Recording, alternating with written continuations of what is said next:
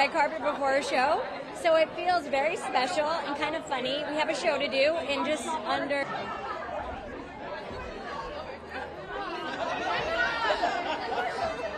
I think SNL was the biggest influence on pop culture and used comedy and music to kind of reflect back to us where we were.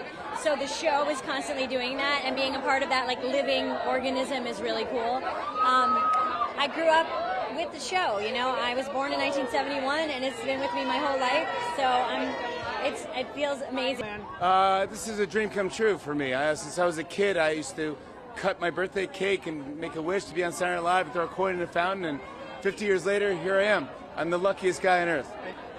It kind of gives you a stamp, and me and everybody after the original cast, we were just going, those guys just did it all for us. They crushed it. We watched them at home. They made their movies. We worshiped their movies, and that's all what we wanted to do, is just kind of continue that sort of stuff. Nobody's done it as good as them, but we're happy to be part of it.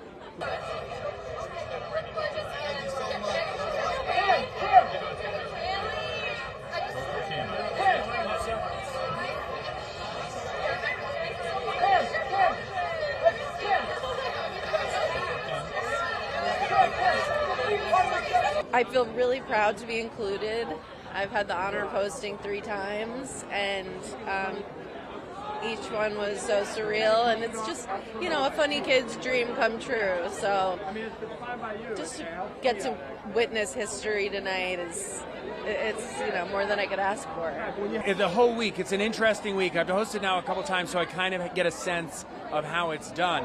But one of the things that is surprising is just how much they're able to get done in a short amount of time. And if you're filming like a Lonely Island video or a digital short, whatever it is, it's like you're kind of doing that around what the regular schedule is. So it's really, an all-encompassing week.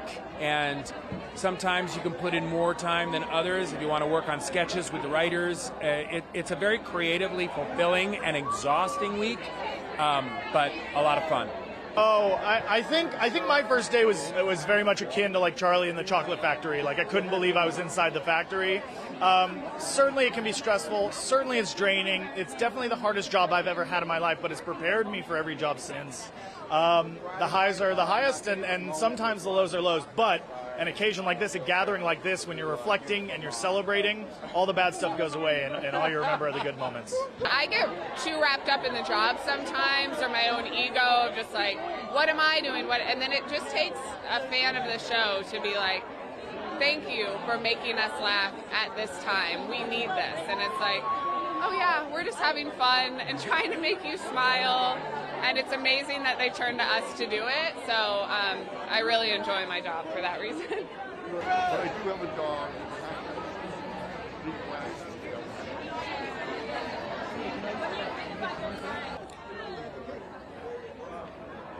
John led the way for a lot of people, including me. You know, there's an old saying that goes like this: when you drink the water, remember the men and women who dug the well. Well, I'm drinking a lot of water because of the men and women who dug the well of Saturday Night Live. And that's the Not Ready for Primetime players, Dick Ebersol and Lauren Michaels. So they're beautiful.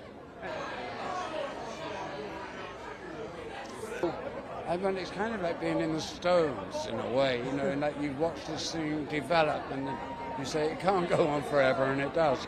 So, I'm happy to be here to celebrate 50 years for the guys. And,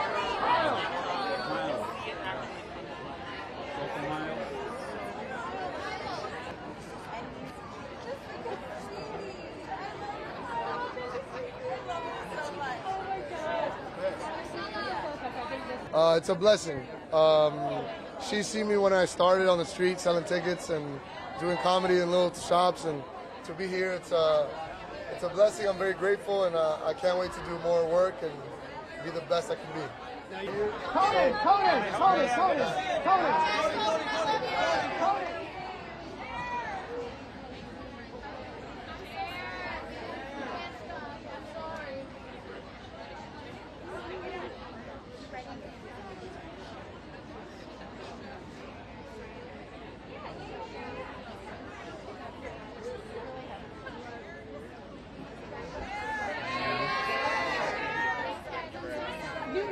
Oh man, this is an emotional day.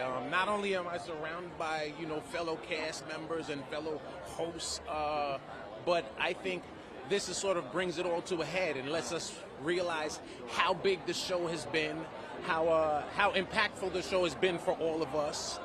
And also on culture, I mean, SNL is lexicon. SNL is as synonymous with laughter as Xerox is to copying, and so I think I'm proud to be part of it. I think there've been less than 170 cast members in the history of the show, and even a smaller percent, maybe 10% of that are people with my skin tone, so I'm proud to be in that number. I'm surrounded by all my comedy heroes, past, present, and future. So it's a special night, and I get to tell people that I've never met, but I've always admired how much I appreciate them tonight. So I'm actually excited about that. John! I'm glad I'm here tonight for you. What can I do for you? Celebrate. It's great.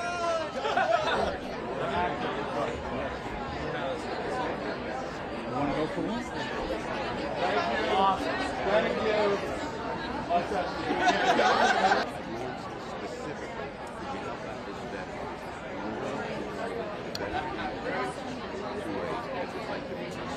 I did the Frank Sinatra impression at the Improvisation Comedy Club right down the road here, and then when I was on with Dick Ebersol, the producer, and with Gene Domanian, my producers, they said, you got to do the Frank Sinatra. I was so scared, man. I couldn't do, right?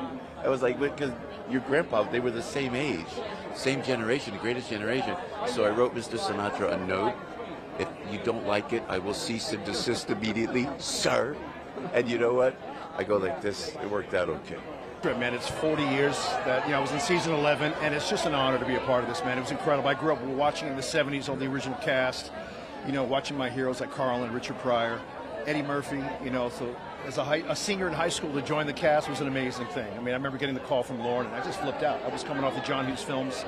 I actually didn't have to audition. It was just a real gift, and I learned so much that year, working here at 30 Rock. It was incredible. Pretty damn great. I mean,